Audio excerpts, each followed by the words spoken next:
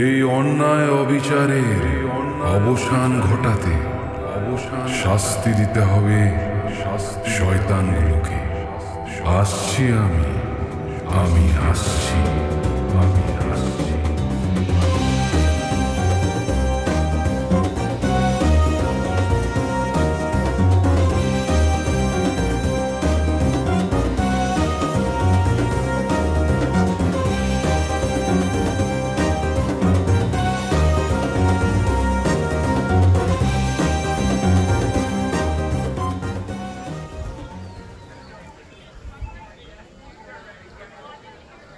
अरे बाबा, की लेखा एटा? यदा यदा हि धर्मस्य ग्लानिर्भवति भारत अभ्युत्थानम अधर्मस्य तदात्मानं सृजाम्यहम्। समरेश, देखो की लेखा एखाने, परित्राणाय हि साधूनां विनाशाय चतुष्कृतम् धर्म संस्थापनार्थाय सम्भवामि जुगे जुगे।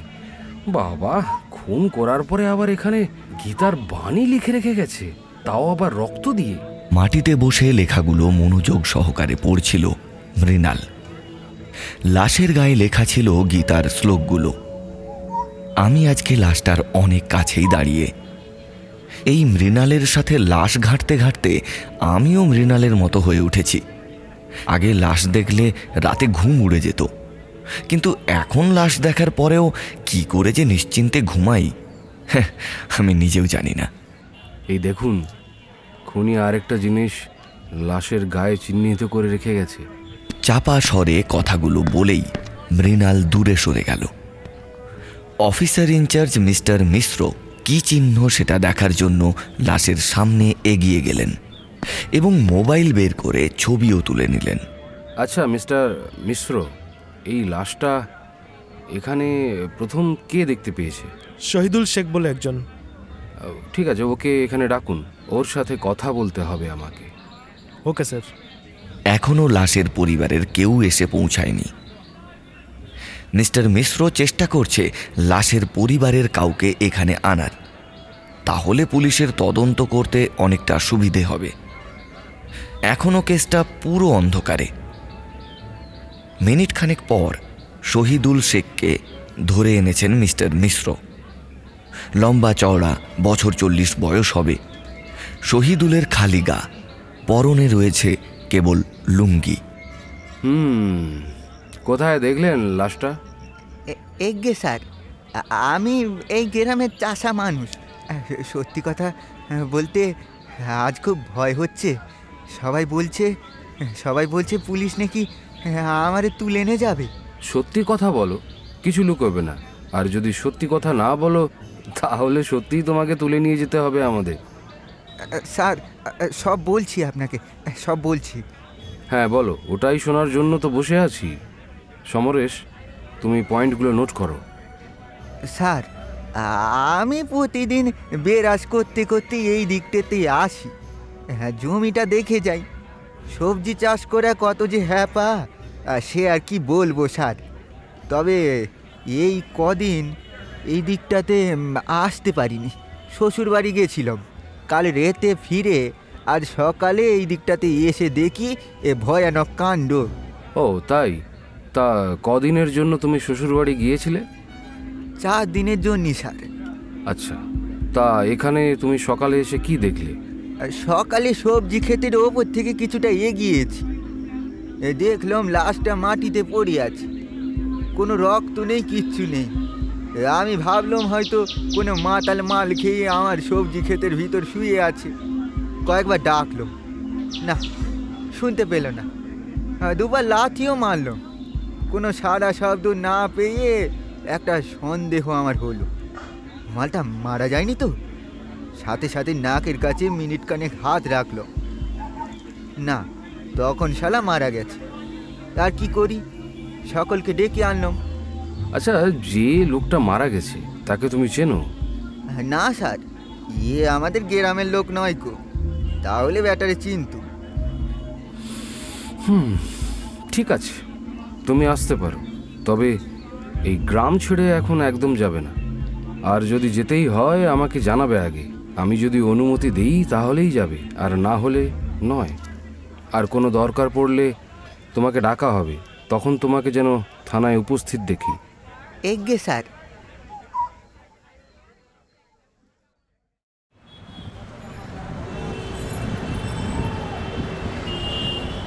বাবুরা দুটো টাকা দিন, মা বাবারা বহুদিন অনাহারে আছি। বাবুরা জানেন, নার্ভের রোগের জন্য কাজ করতে পারি না। ঘরে আমার মা অসুস্থ, পয়সার অভাবে চিকিৎসা পর্যন্ত করতে পারি না। ছোট ভাই হিসাবে একটু সহযোগিতার হাত বাড়িয়ে দিন বাবুরা।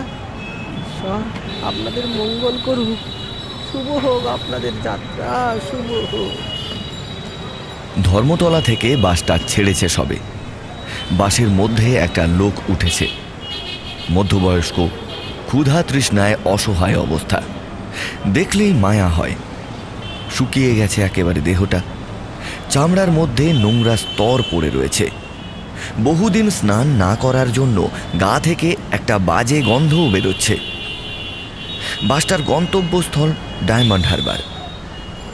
মধ্যবয়স্ক লোকটাকে দেখে এত লোকের মায়া ও করুণা হলো যে সকলেই প্রায় তার দিকে সহযোগিতার হাত বাড়িয়ে দিল।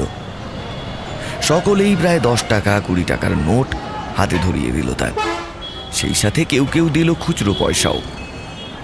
বাসের সামনের কাছ থেকে লক্ষ্য পড়ল, সামনে লেখা রয়েছে সুলভ শৌচালয়। বেশ কিছুক্ষণ থাকার পর লোকটা নেমে গেল বাস থেকে। একটা মৃদু সিটি দিতে দিতে সুলভ শৌচালয়ের ভেতর ঢুকল। চেয়ার নিয়ে বসে আছে শৌচালয়ের হিসাব রক্ষক। কি রে শালা, স্নানের জায়গাটা খালি তো? হ্যাঁ বস, আরে তোমার আসার টাইম মানে এই 2:20, এই টাইমটা আমরা কাউকে ঢুকতে দিই না। তো আজ কেমন কামালে? হ্যাঁ ভালোই, আজ বাসটাতে ভালোই ভিড় ছিল বুঝলি, ভালোই পয়সা ছুটে গেছে। আর আমার অভিনয় দেখে প্রায় সবাই পয়সা দিয়ে দিয়েছে। এবার আমি স্নানটা করে একবার আমার ফ্ল্যাটে ঘুরে আসবো। বিকেলে 4টের পর আবার লোকাল ট্রেনগুলোতে থাকবো। কাল রবিবার আছে, একটু দারু হবে নাকি? আর ঠিক আছে, ফোন করিস। হ্যাঁ, বলে দেবো কখন আসবি। আর তাকে কে চেনে? এই কিছুক্ষণ আগেই সে ভিক্ষা করছিল। এখানেই বাইকটা রেখে যায়। একমাত্র এই ছেলেটা জানে তার ব্যাপারটা। তার হাতে কিছু টাকা দিল নীলিমেশ। তারপর আপন মনে হেসে উঠে বলল, ভদ্রলোকেরা ওদের বাচ্চাদের শেখায় বড় হয়ে কি হবি, ডাক্তার, ইঞ্জিনিয়ার, উকিল, আরও কত কি। কেন যে শেখায় না, যা গিয়ে ভোটে দাঁড়িয়ে নেতা মন্ত্রী কিছু একটা হয়ে যা, আর তা না হয় ভিখারি হয়ে যা। নেতা মন্ত্রী পর্যন্ত ঠিক থাকলেও ভিখারি কথাটা শুনলেই গাটা কেমন যেন ঘিনঘিন করে ওঠে। স্যুট টাই শু পরে মাসে 15-20 হাজার টাকার স্যালারি পাওয়া চাকরি করা ভালো, কিন্তু ভিখিরি? আসলে ওই শু টাই পরা লোকগুলোর থেকে এই ভিখিরি যদি বেশি টাকা কামায়, টাকা কামানোটাই তো জীবনের উদ্দেশ্য প্রত্যেকটা মানুষের। নীলিমেশ শীলের প্রত্যেক দিনের ইনকাম কমপক্ষে প্রায় 4,000 টাকা, মাসে প্রায় 1 লক্ষ টাকার ওপর। আর হ্যাঁ, তার একটা এক্সট্রা ইনকামের পথ আছে, যেখান থেকে মাসে 15-20 হাজার টাকা আরও চলে আসে। ইনকামের উৎসটা হলো ওর আন্ডারে আরও 2টো ছেলে কাজ করে। ওদের কাজটাও হলো ভিক্ষা করা। ওরা আবার লোকাল ট্রেনের ভেতর ভিক্ষা করে। একজন সাউথ লাইনে আর একজন নর্থ লাইনে।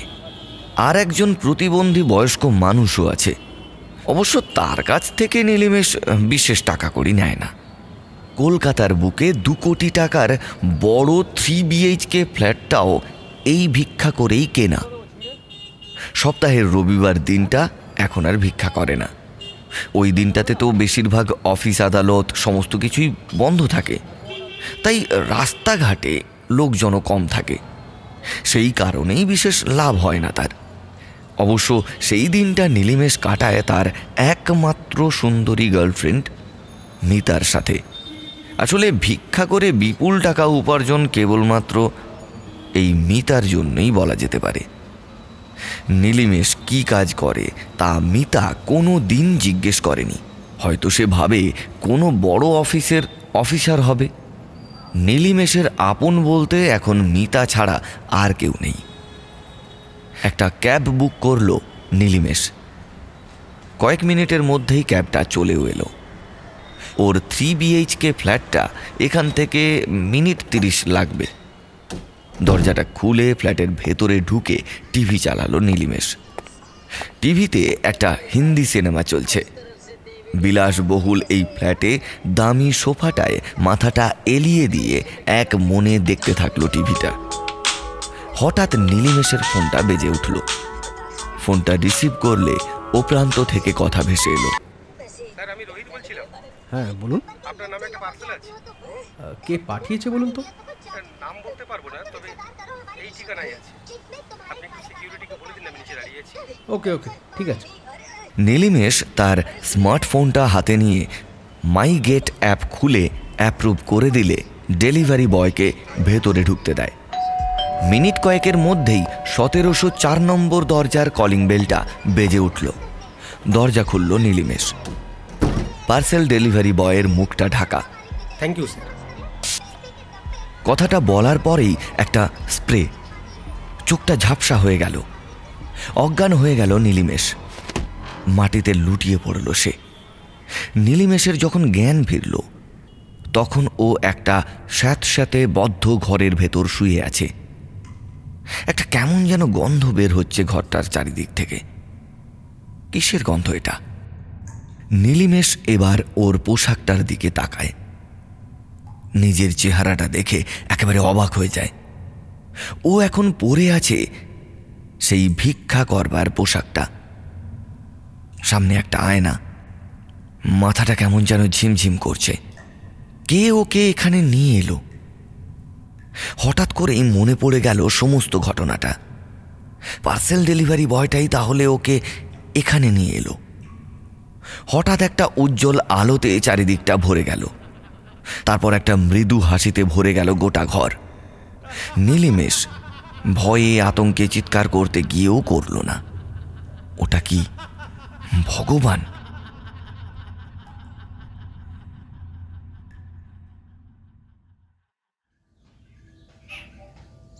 পোস্টমর্টম রিপোর্ট বলছে খুনি ওকে ঘন ঘন ইলেকট্রিক শক দিয়েছে, আর তাতেই মৃত্যু ঘটেছে লোকটার। ইলেকট্রিক শক কতটা ভয়ঙ্কর তা আশা করি বুঝতে পারছো সমরেশ। না বের হলো রক্ত, না লাগলো ছুরি, না লাগলো কোনো ধারালো অস্ত্র। পদ্ধতিটা বেশ একটু আলাদা। শরীরের ভেতর দিয়ে যখন বিদ্যুৎ যায় সেটা তখন শরীরের বেশ কিছু অংশের ক্ষতি করতে পারে। তাপ বাড়িয়ে আগুনের মতো পুড়িয়ে দিতে পারে ফুসফুস, প্যারালাইজড করে দিয়ে অক্সিজেনের অভাবে মেরে ফেলতে পারে, হৃৎপিণ্ডের ছন্দ ভেঙে দিয়ে হার্ট অ্যাটাক ঘটাতে পারে। আর সেটাই খুনি করেছে এখানে। স্যাঁতস্যাঁতে কোনো জায়গায় এটাকে ঘটানো হয়েছে। তারপর খুনি সবজি খেতে নিয়ে গিয়ে লাশটাকে ফেলে এসেছে, কারণ মৃত ব্যক্তির গায়ে শ্যাওলা লেগেছিল। সবজি খেতে এই ধরনের শ্যাওলা থাকে না। আরও বেশ কয়েকটা বিষয় আমাকে ভাবাচ্ছে জানো। মৃণাল কথাগুলো বলতে বলতে দু হাতের তালু দিয়ে নিজের মুখটা ঘষে নিয়ে উঠে দাঁড়ালো। তোমাকে আবার কলম ধরতে হবে আমার জন্য। পয়েন্টগুলো নোট করো। আচ্ছা, ওকে। পয়েন্ট নাম্বার 1, লোকটিকে এখনো পর্যন্ত লাশ শনাক্ত করাই সম্ভব হয়নি। আর পয়েন্ট নাম্বার 2, একজন ভিখারিকে এইভাবে কেন খুনি মারলো? তাহলে খুনি কি সাইকো কিলার নাকি অন্য কোনো ব্যাপার? পয়েন্ট নাম্বার 3, যদি খুনটা সাইকো কিলিং না হয় তাহলে এর পেছনে কিন্তু বেশ বড় সড়ো একটা কারণ থাকতেই পারে। তাহলে সেটা কি? পয়েন্ট নাম্বার 4, যদি এটা সিরিয়াল কিলিং হয় তাহলে শহরে এইরকম ঘটনা আরও ঘটতে পারে, কিন্তু এখনো পর্যন্ত তেমন কিছু ঘটেনি। ওকে।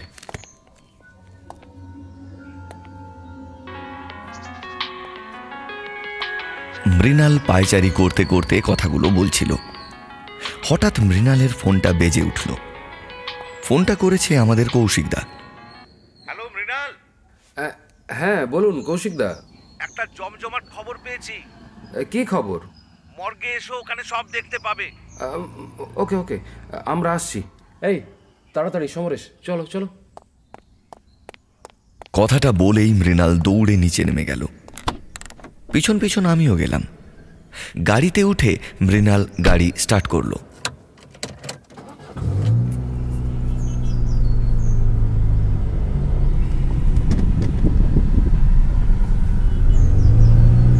পুরো রাস্তাতে মৃণাল আমার সঙ্গে একটাও কথা বলল না। কৌশিকদা ওকে একটা গভীর রহস্যে রেখেছে তা বুঝতে পারলাম। কাঁটাপুকুর মর্গের সামনে এসে গাড়িটা দাঁড়ালো। এবার পুলিশ থেকে সাংবাদিকদের ভিড় চারিদিকে একেবারে ঠিক ঠিক করছে। ভিড় ঠেলে এগিয়ে যেতে থাকলো সে। পেছন পেছন আমিও এগিয়ে চললাম।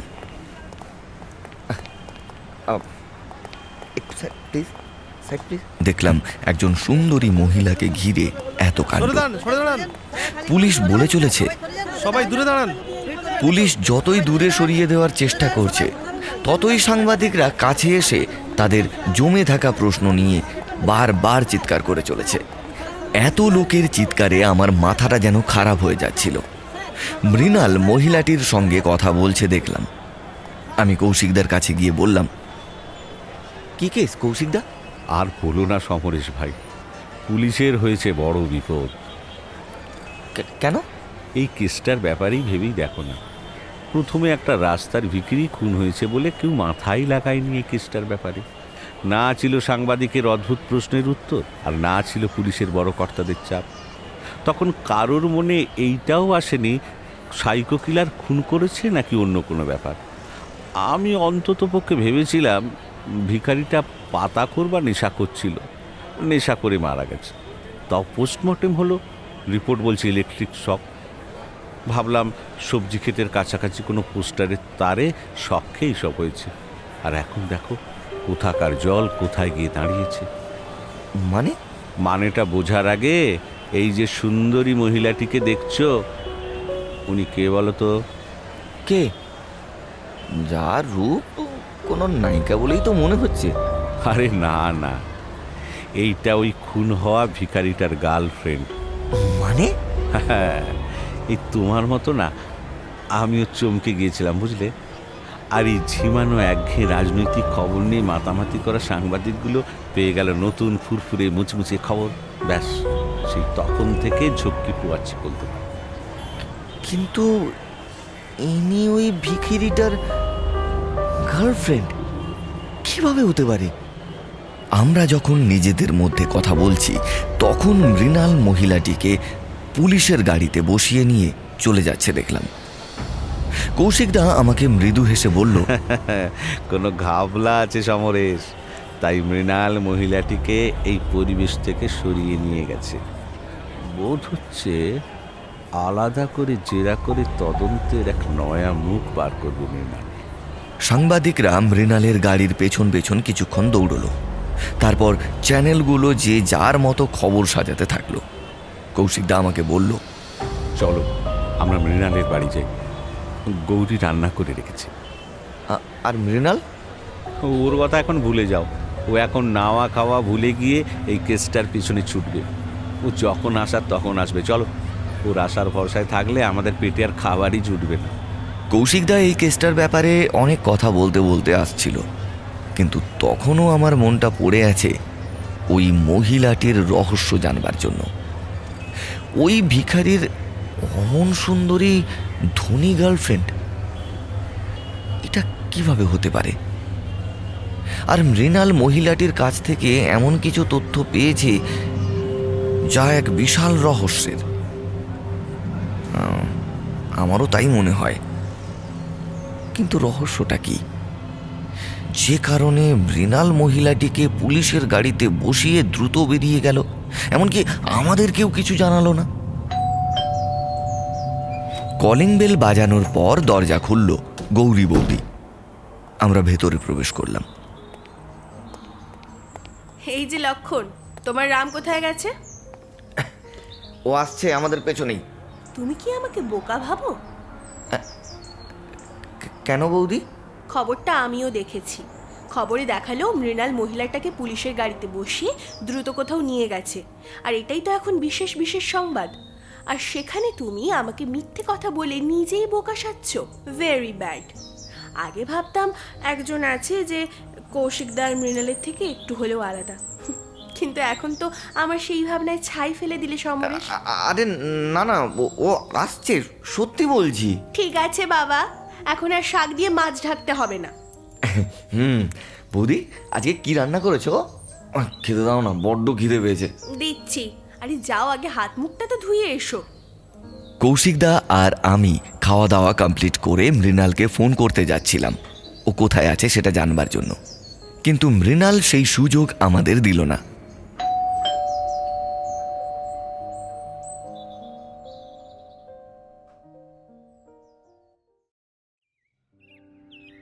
সত্যি আপনার মন্ত্র উচ্চারণ আমাদের মুগ্ধ করে পুরোহিত মশাই। মনে হয় ঈশ্বর স্বয়ং মন্ত্র উচ্চারণ করছে। আমাদের গৃহদেবতা নারায়ণ আপনার পুজো না পেলে তো শান্ত হয় না। তার অনেক অলৌকিক প্রমাণ তো আমরা আগেও পেয়েছি। আপনি ঈশ্বরের সন্তান। দুহাত জড়ো করে কথাগুলো বলছিল রায়গিন্নি। অনেক বছর হলো তাদের এই মন্দিরটায় পুজো করছেন গাঙ্গুলিবাবু। নারায়ণ লক্ষ্মীর পাশাপাশি শ্রী রাধা মাধবের পুজো করেন এই গাঙ্গুলিবাবু। তাদের আরও একটি পুরনো মন্দির আছে, সেখানকার নিয়মিত পুজোও করেন ইনি। সেই মন্দিরে শ্রী বিষ্ণু খুবই জাগ্রত। অন্যায়ের প্রতিকার করেন নাকি তিনি স্বয়ং। মা, আর কোথায় ঈশ্বরের সন্তান হতে পারলাম বলুন? ঈশ্বরের প্রতিনিধি হিসেবে শুধু পুজোই করে গেলাম। ঈশ্বরের সন্তান আমরা সবাই, কিন্তু একবার চোখ বুঝে ভাবলেই বোঝা যায় কত অনাচার এই সন্তানেরা করছে। আমার মাঝে মাঝে বড় রাগ হয় জানেন গিন্নিমা। রাতে ঠিক করে ঘুমোতে পারি না। সমাজের বিভিন্ন অনাচারগুলো আমাকে যেন প্রভু চোখে আঙুল দিয়ে দেখায়। প্রতিধ্বনিত হয় প্রভুর কণ্ঠস্বর। প্রভু যেন আমাকে বলে, এই অন্যায় অবিচারে অবসান ঘটাতে শাস্তি দিতে হবে শয়তানগুলোকে। আসছি আমি, আমি আসছি।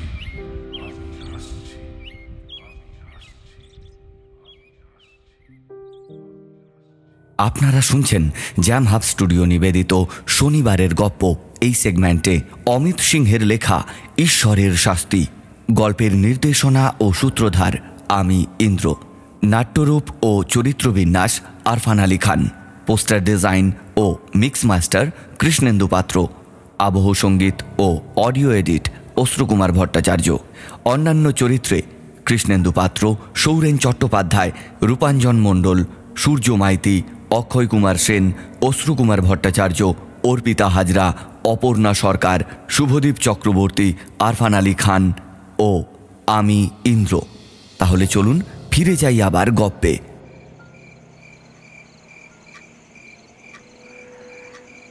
আমরা চারজনে বসেছিলাম, সবাই চুপচাপ। ঘড়ির কাঁটার আওয়াজটা স্পষ্ট শোনা যাচ্ছে এখন। প্রথম কথাটা বলল গৌরী বৌদি। দেখো মৃণাল, আমার মনে হচ্ছে স্বয়ং বিষ্ণুর অবতার এই পৃথিবীতে চলে এসেছে। তাই তোমার এইসব ব্যাপার নিয়ে মাথা না ঘামানোই ভালো। দেখো, ঈশ্বরের উপরে কেউ নেই। আর তোমরা ঈশ্বর বিশ্বাস করো আর নাই করো, আমি বাপু ঈশ্বরের ভক্ত। ঈশ্বর পারে না এমন কোনো কাজ নেই। তোমার মনে হয় এগুলো ঈশ্বরের কাজ? হ্যাঁ। কি দেখে মনে হয়? অনেকগুলো কারণ আছে, তোমার কথার ভিত্তিতেই। প্রথমেই যদি বলতে হয় তাহলে বলবো, লাশের গায়ে গীতার শ্লোকগুলো কি খুনি লিখেছে? মানে আমার প্রশ্ন, খুনি খুনটা করার পরে এত সময় পেয়েছে, আর খুনি বেছে বেছে গীতার শ্লোকগুলোই বা লিখতে যাবে কেন বলো তো? হ্যাঁ, অতটা সময় খুনির কাছে থাকতেই পারে। আর খুনি গীতার শ্লোকগুলো লিখবে না সেটারও তো বিশেষ কোনো কারণ দেখছি না আমি। তাহলে ওই যে একটা চিহ্ন খুন হওয়া ব্যক্তির গায়ে পাওয়া গেছে, সেটা কি? ও ওটা তো শ্রী বিষ্ণুর পদচিহ্ন। খুনি এত কষ্ট কেন করছে মৃণাল? সব খুনই একজন শিল্পী। খুনি ধরাটাও যেমন একটা শিল্প, খুন করাটাও সেরকমই একটা শিল্প। পারফেক্ট খুন সবাই করতে পারে না, কিন্তু এখানে পারফেক্ট খুন করা হয়েছে। ইলেকট্রিক শক দিয়ে খুন। এতদিন পর্যন্ত ওই ব্যক্তিকে একজন ভিখারি ভেবে কেউ মাথা খারাপ করেনি, ক্লুগুলো নিয়েও কেউ মাথা ঘামায়নি।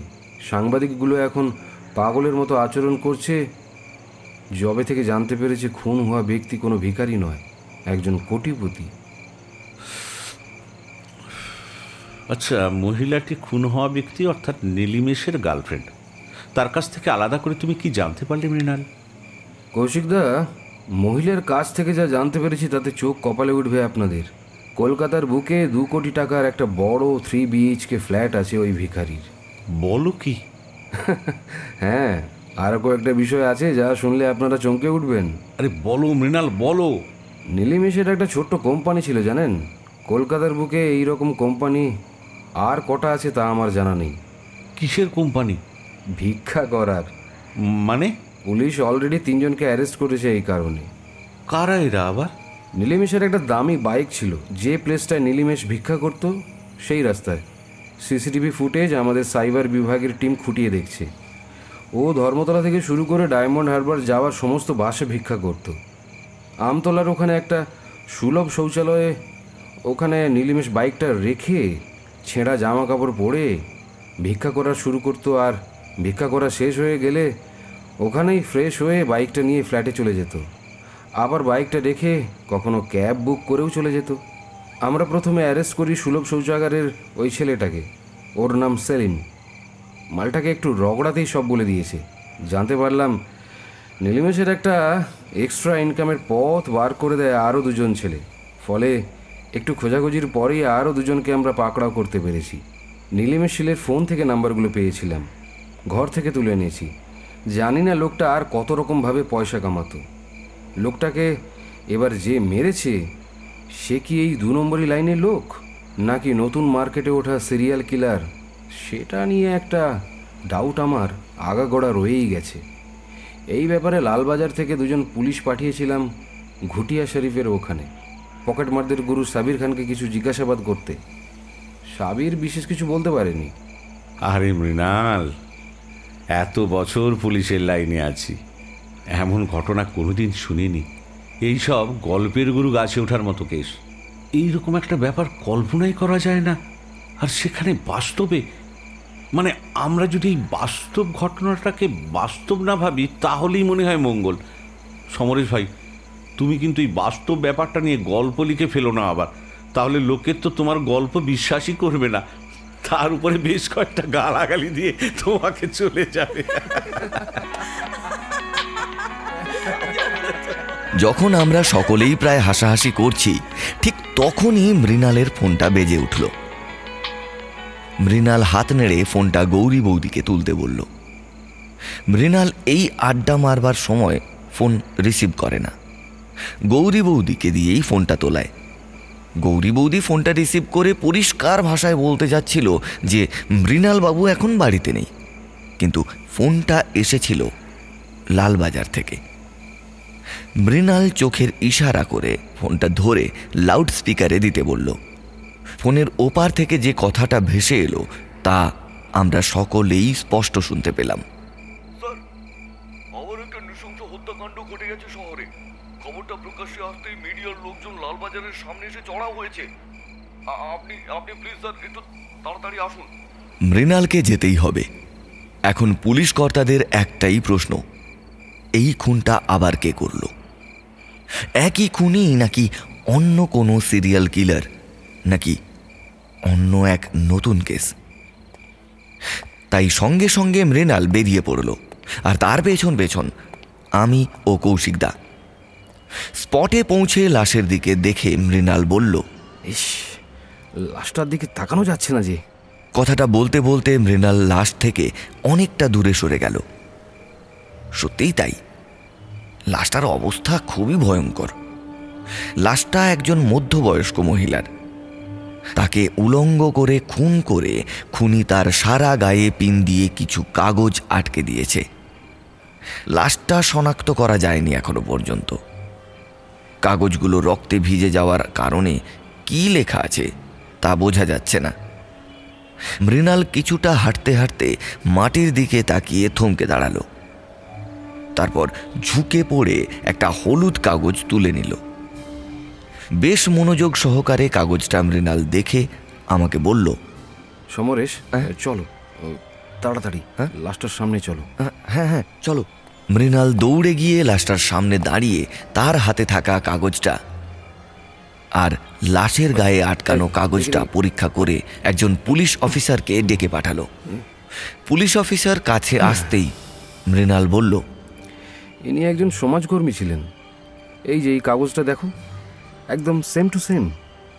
তারপর আশেপাশে চারিদিকটা ভালো করে দেখে মৃণাল বলল, রেল স্টেশন থেকে নেমে সাধারণত লোকে এই গলিতে আসে না, তাই খুনটা এখানেই করা হয়েছে। তবে খুন করা হয়েছে এই কথাটা বললে একরকম ভুল বলা হবে। আমার মনে হচ্ছে খুনটা অন্য কোনো জায়গায় করা হয়েছে, তারপর এখানে নিয়ে এসে বডিটা ফেলে দেওয়া হয়েছে।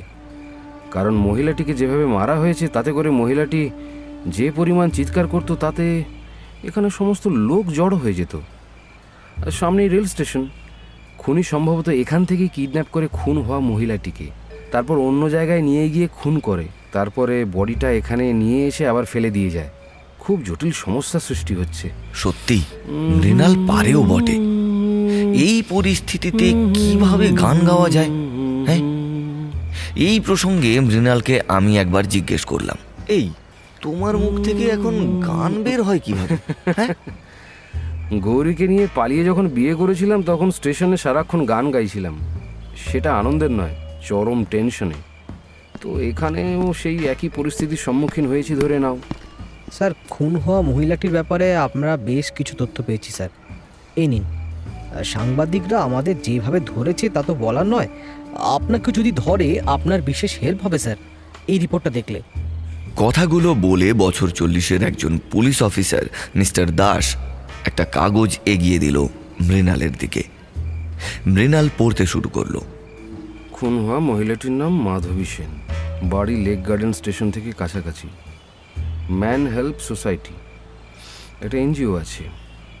মহিলাটি প্রত্যেক দিনের মতো সেদিনও বের হয়েছিল। একজন শিশুর ক্যান্সার হয়েছে, তার চিকিৎসার জন্য বেশ কিছু টাকার প্রয়োজন, সেটাই সংগ্রহ করতে গিয়েছিল।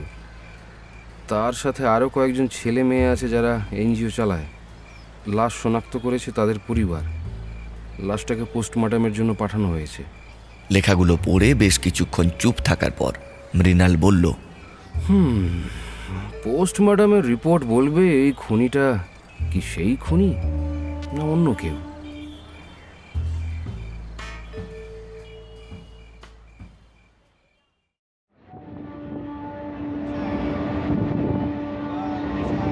লোকাল ট্রেনে উঠল বছর 40-এর একজন মহিলা। তার হাতে একটা ফাইল রয়েছে। ফাইলটার ভেতরে একজন বাচ্চা ছেলের ছবি আর কয়েকটা ডাক্তারের সার্টিফিকেট। মহিলাটির মুখটা অনেকটাই মায়াবী, দেখলেই দয়া হয়। যাত্রী সাধারণের কাছে একটা ছোট মানবিক আবেদন। এই যে বাচ্চা ছেলেটির ছবি আপনারা দেখছেন, এই বাচ্চা ছেলেটি বর্তমানে নিউ গড়িয়া নেতাজি সুভাষ ক্যান্সার হসপিটালে ভর্তি রয়েছে।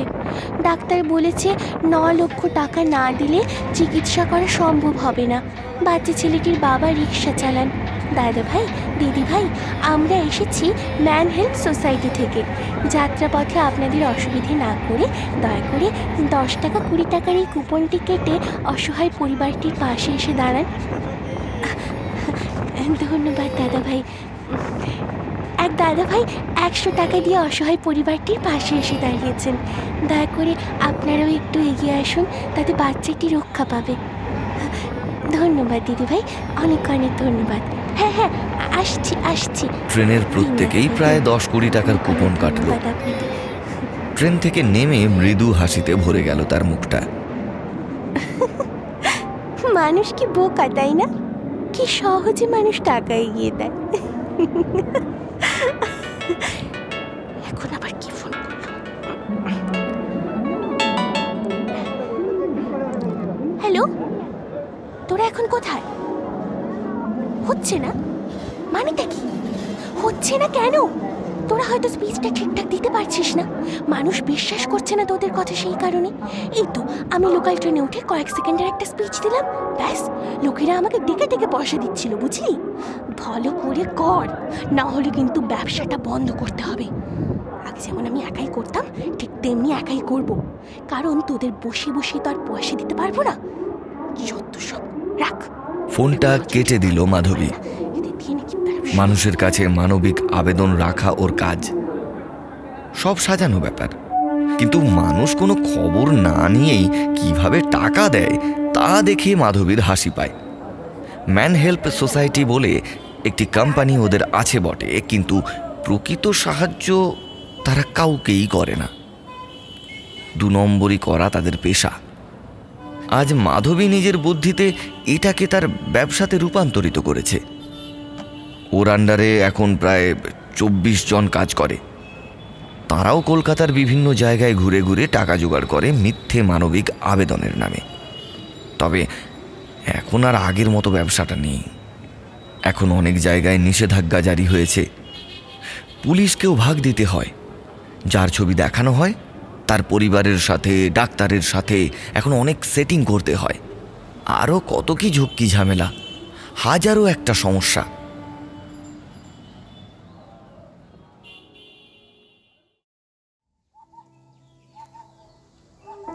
আমরা 4 জন বসেছিলাম। গৌরী বৌদি মৃণালকে একটা গুরুত্বপূর্ণ পয়েন্ট উপহার দিল। यदा यदा हि धर्मस्य ग्लानिर्भवति भारत अद्भुतानाम् अधर्मस्य तदात्मनां सृजाम्यहं परित्राणाय हि साधूनां विनाशाय च दुष्कृतां धर्म संस्थापनार्थाय সম্ভবামি युगे युगे। গীতার এই শ্লোকটাও নিশ্চিত এই লাশের গায়ে লেখা ছিল। আর ভগবানের সেই চিহ্নটা যদি থেকে থাকে ওই লাশের গায়ে, তাহলে তো মেনে নিতেই হবে স্বয়ং বিষ্ণু এসেছেন কলিযুগ থেকে পাপ নাশ করতে। মৃণাল গৌরী বৌদির এই কথাটা শোনার পর আর স্থির থাকতে পারল না। ছুটতে গিয়ে কাউকে যেন ফোন করলো। গৌরী বৌদি আমাকে হালকা ধাক্কা মেরে বলল, ঠাকুরপো, তুমি যা রসে বসে আছো এখনো পর্যন্ত, আর তোমার বন্ধুকে দেখো সারাক্ষণ খুন খারাপি নিয়ে থাকে। এখন উনি চললেন ভগবানের সাথে যুদ্ধ করতে। মৃণালকে তুমি বোঝাও, স্বয়ং ঈশ্বর ধরাধামে এসেছেন, ওনার সাথে লড়াই করা কোনোভাবেই সম্ভব নয়।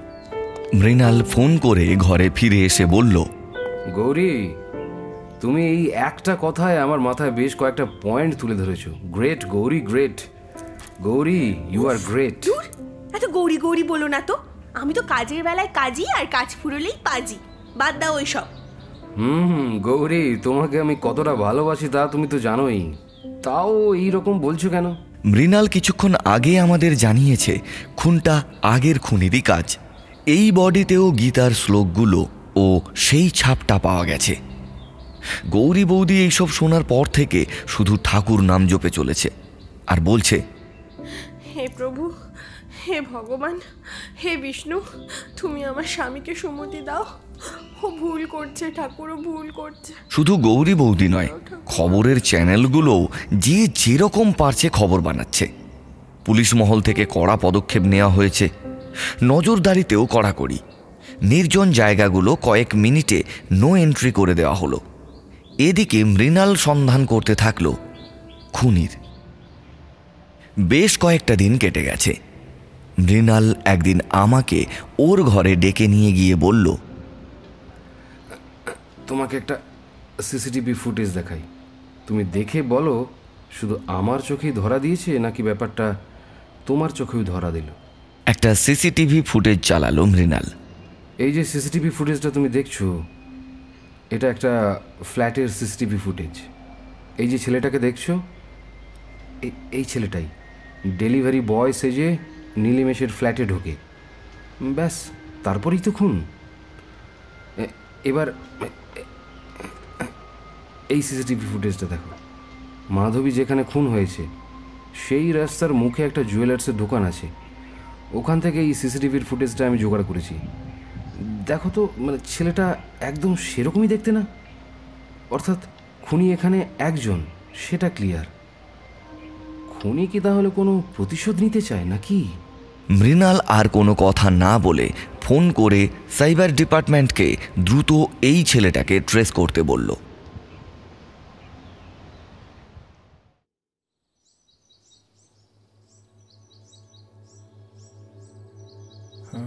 আমারও তো বয়স হচ্ছে, বলো, আর কতদিন এই লোকের বাড়ি বাড়ি গিয়ে পুজো করব বলো তো? এই রায়বাবুদের মন্দিরটা না থাকলে তো আমাদের না খেয়ে মরতে হতো। কথাগুলো বলে স্থির চিত্তে দরজার দিকে তাকিয়ে থাকল। ব্রজগোপাল গাঙ্গুলি এনার নাম। এই এলাকার মধ্যে সবচেয়ে ভদ্রলোক যদি কেউ থেকে থাকেন তাহলে একমাত্র ইনি তাদের মধ্যে জীবিত আছেন। আর এই কথা এক বাক্যে সকলে স্বীকার করে নিতে রাজি। ব্রজগোপাল বাবু রায়বাবুদের নারায়ণ মন্দিরের পুজো করেন। প্রতিদিন পুজো করবার দরুন রায়বাবু তাঁর মাসিক বেতনের ব্যবস্থা করে দিয়েছেন। ওগো, অত চিন্তা করো না, ভাত দুটো খেয়ে একটু বিশ্রাম করো দেখি। আর বিশ্রাম? আমি বিশ্রাম করলেই তো সংসারটাও বিশ্রাম করবে।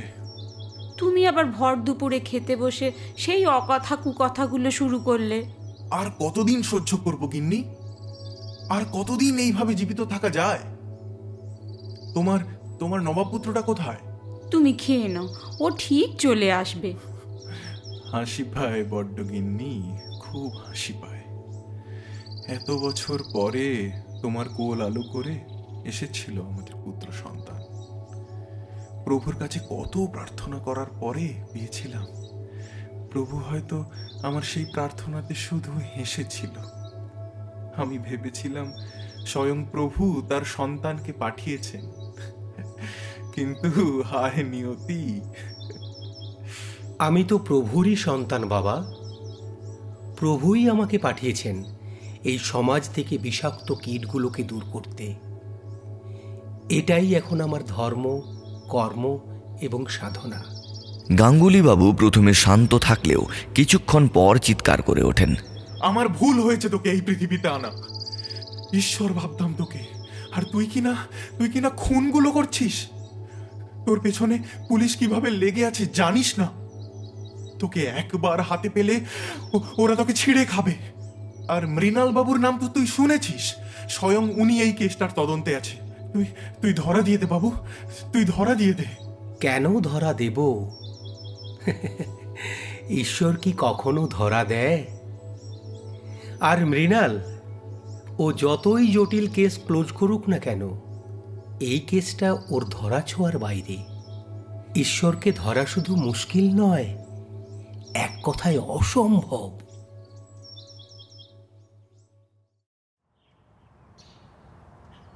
মৃণালের নির্দেশে ইতিমধ্যে স্কেচ রেডি হয়ে গেছে। আমরা দুজনে বসে গল্প করছিলাম। ঠিক এমন সময় মৃণালের ফোনটা বেজে উঠল। যদি ঈশ্বরকে দর্শন করতে হয়, একটা মেসেজ গেছে আপনার ফোনে, সেই ঠিকানাতে চলে আসুন। তবে পুলিশ নিয়ে এলে দর্শন নাও পেতে পারেন। মৃণাল আর স্থির থাকতে পারল না। মৃণাল বুঝে গেছে খুনি নিজে ধরা দিতে চায় তার কাছে। দ্রুত গাড়িটা বের করে আমায় নিয়ে চলল। মৃণাল অলরেডি ঠিকানাটা লালবাজারে পাঠিয়ে দিয়েছে। যেই নাম্বারটা থেকে মেসেজটা এসেছে ওটাকে ট্র্যাক করবার চেষ্টাও চলছে। প্রচুর সংখ্যক পুলিশ ওখানে উপস্থিত হবে আজ। মৃণাল সম্ভবত কোনো রিস্ক নেবে না, একা গেলে খুনি পালাতে পারে। গুগল ম্যাপ দেখে আমরা যেখানে উপস্থিত হয়েছি সেটা শ্রী বিষ্ণুর একটি জাগ্রত মন্দির। আজ সকালেই গৌরী বৌদি এখানে পুজো দিয়ে গেছে। গৌরী বৌদি মাঝে মাঝেই এখানে আসে, মানে এই মন্দিরটাতে। গৌরী বৌদি বলেছিল এই মন্দিরেই হয়তো প্রথম স্বয়ং কল্কি দেবতা প্রকট হবে।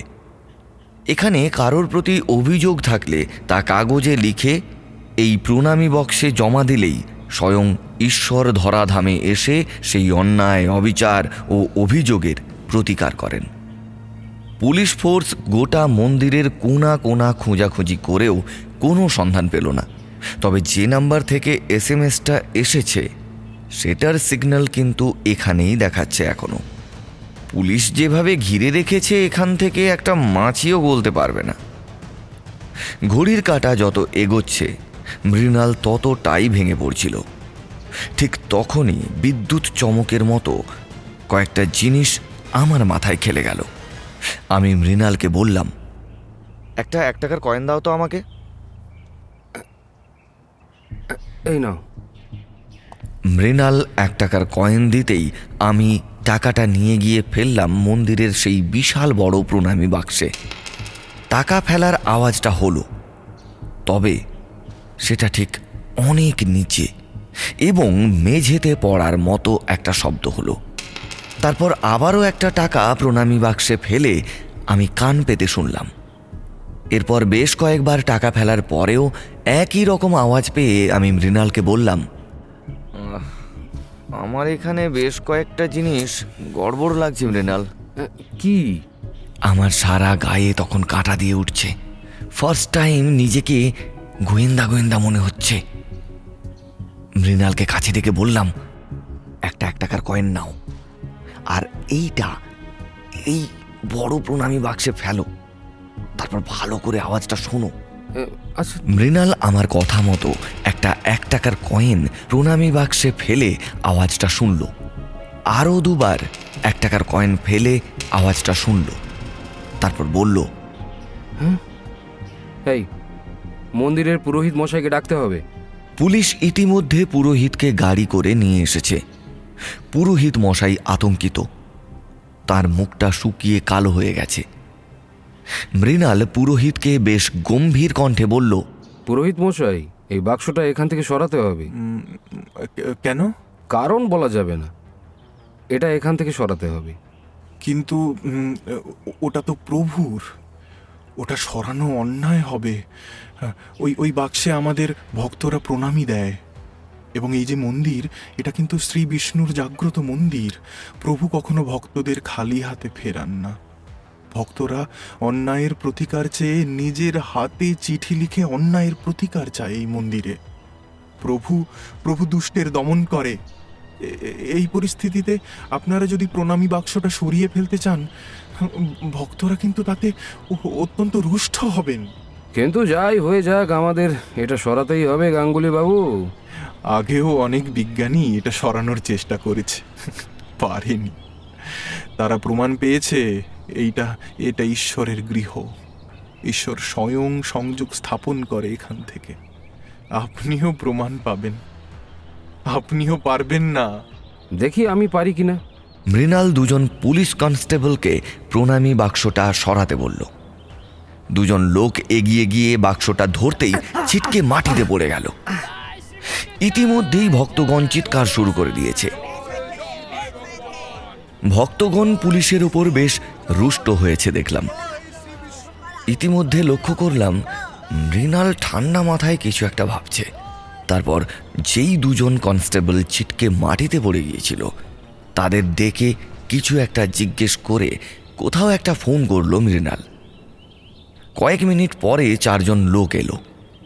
সম্ভবত এরাও পুলিশ, তবে এরা বেশ কয়েকটা যন্ত্রপাতি সঙ্গে এনেছে। ভক্তদের উল্লাস তখনও চলছে। 4জন একটা যন্ত্র দিয়ে পরীক্ষা করে বলল, স্যার, এখানে বিদ্যুৎ প্রবাহ লক্ষ্য করছি আমরা। এবার তাড়াতাড়ি তাহলে ব্যবস্থাটা করো, যেটা বললাম। দেবতা তো জানে না যে শয়তানের শয়তান আমি। 4জন লোক একটা বিশেষ ড্রেস পরে নিল। তারপর তাদের ব্যাগ থেকে কয়েকটা ইলেকট্রনিক জিনিস বের করলো।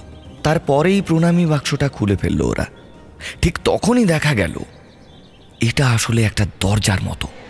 নিচের দিকে তাকিয়ে ওরা বলল, স্যার, এটা একটা সুড়ঙ্গের মতো, অনেক অন্ধকার, সিঁড়িও আছে স্যার, নিচে নামতে হবে।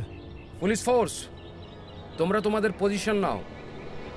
উনি এই সুড়ঙ্গের ভেতরেই আছে, ও যেন একদম বের হতে না পারে। মৃণাল সহ আরো কয়েকজন পুলিশ বন্দুক সহযোগে সুড়ঙ্গের ভেতরে নামতে শুরু করেছে। পেছন পেছন আমিও নামছি, তবে নিরস্ত্র। ভেতরটা অনেক স্যাঁতস্যাঁতে, শ্যাওলা হয়ে রয়েছে চারিদিকটায়। হঠাৎ একটা অট্টহাসিতে আমরা চমকে উঠলাম। প্রতিধ্বনিত আওয়াজটা বেশ ভয়ঙ্কর শোনাচ্ছে। পুলিশ ফোর্স বন্দুক উঁচিয়ে দাঁড়িয়ে। সামনে একটা পুরনো আয়না, তাতে কিছু একটা রিফ্লেক্ট করলো। সশস্ত্র পুলিশ জানে এই মুহূর্তে ভয়ঙ্কর কিছু ঘটে যেতে পারে। এবার হাসির আওয়াজটা বন্ধ হলো। হাসি থামিয়ে আওয়াজটা বলে উঠল, আপনারা এখানেই থাকবেন নাকি নরকে যাবেন? তোমাকে এবার যে যেতেই হবে আমাদের সঙ্গে। তোমার খেলা শেষ, অনেক ঈশ্বর সাজা হয়েছে তোমার। এবার বাইরে বের হয়ে এসো দেখি। বেশি সময় নষ্ট করার মতো সময় আমাদের নেই, আমাদের অন্য কাজ আছে। আমি যদি ছোট্ট করে একটা সুইচ অন করে দিই, আপনাদের এখান থেকে বিদায় নিতে হবে মৃণালবাবু। আমাকে নিয়ে যাওয়া তো অনেক দূরের কথা, সেটা কি আপনারা জানেন? এই ঘরটা স্যাঁতস্যাঁতে, জলে ছপছপে, আর বিদ্যুৎ লাইন রয়েছে গোটা ঘরময়। শুধু সুইচটা টিপে দিলেই খেলা শেষ। তুমি আগে সামনে তো এসো, তারপর তো খেলা হবে। একটা উজ্জ্বল আলো আমাদের সামনে উপস্থিত হলো। চোখ ঝলসে যাচ্ছিল আমাদের। ইতিমধ্যে দুটো গুলির শব্দ। আর্তনাদ করে মাটিতে পড়ে গেল কেউ। You are under arrest. হ্যাঁ, ঈশ্বরকে আপনারা ধরে নিয়ে যান, ধরে নিয়ে যান ঈশ্বরকে, ধরে নিয়ে যান মানুষের আবেগগুলোকে। মানুষ আপনাদের যা বলতে পারে না তা ঈশ্বরকে বলে, আর ঈশ্বর তার প্রতিকার করে। আপনাদের কি বললেও তো তার প্রতিকার হয় না। আর আমার এই আত্মসমর্পণের পর আমার সাজা হবে আমি জানি, কিন্তু কয়েকটা পাপীকে শাস্তি দিতে পেরেছি, এটাই আমার শান্তি। এখন তো জায়গায় জায়গায় ঈশ্বরকে নিয়ে ব্যবসা হয়, কিন্তু এখানে হতো না। কত কাগজ দেখুন, দেখুন দেখুন কত কাগজ, দেখুন এখানে কত অভিযোগ। এগুলো পড়লে চোখে জল চলে আসতো। একবার এই ঘরের সমস্ত কাগজ সংগ্রহ করবেন, কত সমাধান বাকি রয়ে গেল। আর আরে এই কাগজটা দেখুন মৃণালবাবু, আপনার স্ত্রী লিখেছেন। মৃণাল হাত বাড়িয়ে কাগজটা নিল। কাগজটা লিখেছে গৌরী বৌদি। চিঠিতে লেখা ছিল, প্রভু, আমার স্বামী আপনার সাথে লড়তে চাইছে, ওকে সুমতি দান করুন, ওকে রক্ষা করুন। আপনি পারলে ওকে একবার দর্শন দিন, ও যেন বুঝতে পারে আপনার অস্তিত্ব। এই লড়াই বন্ধ হোক প্রভু। আমার যে ভালো লাগছে না, আমার স্বামীকে ভালো রাখুন। আমি আপনার স্ত্রীর কথাতেই আপনাকে ছেড়ে দিয়েছি, না হলে আমি চাইলেই আপনাকে মেরে ফেলতে পারতাম। আর আমি নিজে কতটা অন্যায় করেছি তা আমি জানি না, তবে ধর্মের স্থাপনা করেছি আমি। মৃত্যুর আগে ওদের গায়ে গীতার শ্লোকগুলো লিখে দিয়েছি। আচ্ছা, সাধারণ মানুষকেও এইভাবে লুট করা যায়? তখন কোথায় ছিল পুলিশ? ওই নীলিমেশের মতো মানুষগুলোর জন্য আজ সঠিক লোকেরা ভিক্ষা পায় না, মানুষ দিতে চায় না। এখন দেখবেন ওই ছোট ছোট বাচ্চারাও রং মেখে লোকাল ট্রেনে ডিগবাজি খেয়ে পয়সা তোলে। আর এদিকে শিশু শ্রম বন্ধ করার কথা বলে সরকার। আর মাধবী সেনের মতো মহিলারা এনজিওর নামে লুটছে মানুষকে। চি চি চি! এদের ধরার জন্য কোথায় ছিল পুলিশ? ছিল না, আর কোনোদিন থাকবেও না। যাই হোক, অন্যায় যখন করেছি সাজা তো পেতেই হবে। চলুন মৃণালবাবু, আপনার সময় আর নষ্ট করব না। পারলে বাকি পড়ে থাকা কাজগুলো পরে সমাধান করবেন। ইতিমধ্যে মন্দিরের প্রধান পুরোহিত গাঙ্গুলি বাবু এসে দাঁড়িয়েছেন। অ্যারেস্ট হওয়া ব্যক্তির বাবা ইনি। আমাকেও অ্যারেস্ট করুন স্যার। এই খুনিটা আমার সন্তান। আমি খুনগুলো করতে ওকে অনেক বারণ করেছিলাম, শোনেনি। শুধু বলতো কল্কি দেবতা রূপে ও একদিন প্রকট হবে সমস্ত কিছু ধ্বংস করতে। ওকে নিয়ে যান, আর পারলে আমাকেও অ্যারেস্ট করুন। আমি সব জেনেও পুত্র স্নেহের বশে পুলিশকে কিচ্ছু বলতে পারিনি, লুকিয়ে রেখেছিলাম। ওকে ওকে লুকিয়ে রেখেছিলাম।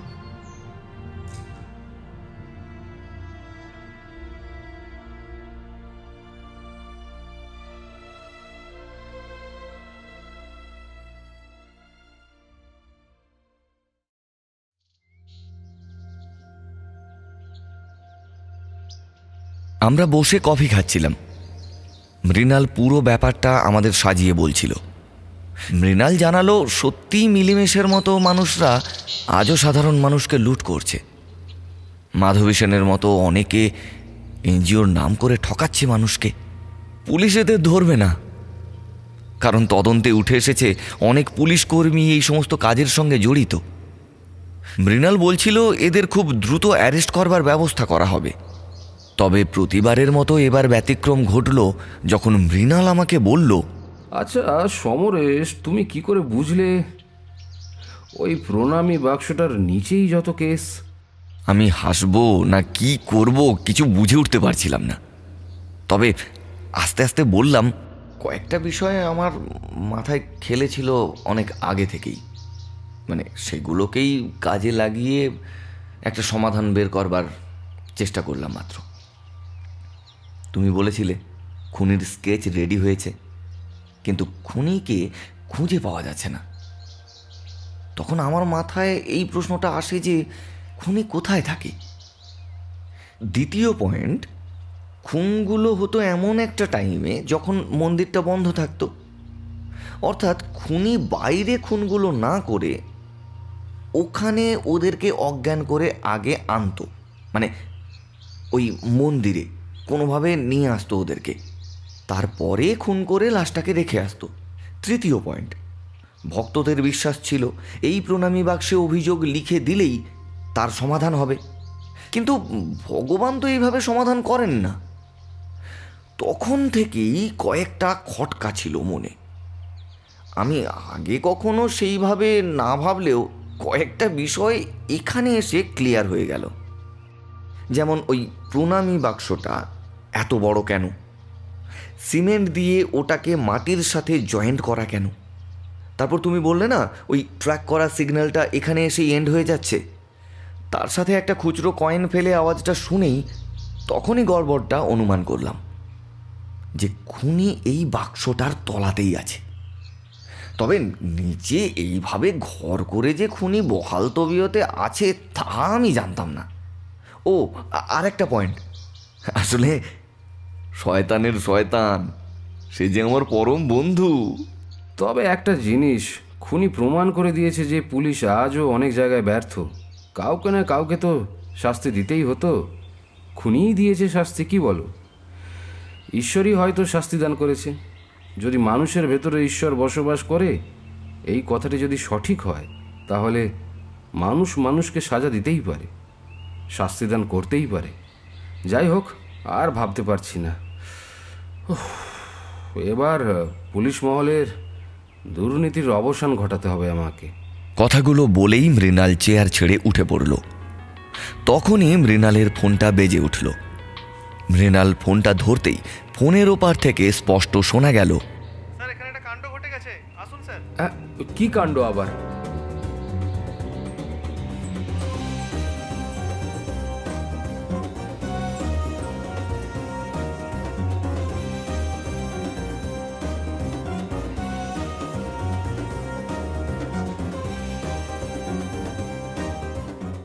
এতক্ষণ শুনলেন অমিত সিংহের লেখা ঈশ্বরের শাস্তি। গল্পকার অমিত সিংহের কাছে আমরা চিরকৃতজ্ঞ আমাদের পাশে থাকার জন্য।